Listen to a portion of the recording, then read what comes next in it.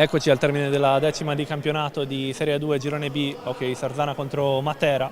Partita che termina 7-6, la vittoria del Sarzana dopo una vera battaglia a tutti gli effetti all'interno della pista. Un Matera che si era portato in vantaggio dopo quei due lampi iniziali del Sarzana, un netto 6-2, poi rimontato dal Sarzana. Siamo con Luca Santeramo. Qual è la tua opinione riguardo alla gara di stasera?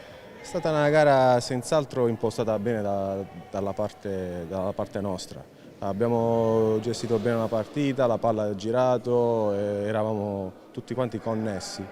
A parte quei due tiri il primo tempo, però non abbiamo rischiato granché e la partita posso dire che l'abbiamo fatta noi per il 70%, dopodiché abbiamo mollato. Complimenti a Sarzana che non ha mollato, ci ha creduto, noi siamo crollati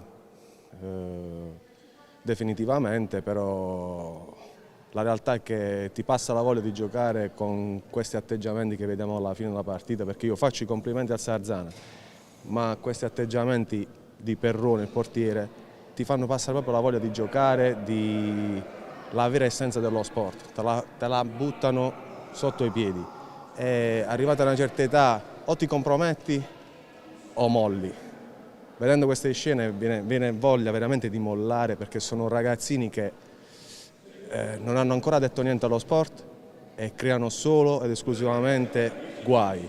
Quindi questa cosa ci tengo a dirla indipendentemente dal risultato. Ripeto, complimenti a Sarzana, ma quegli atteggiamenti sono veramente improponibili.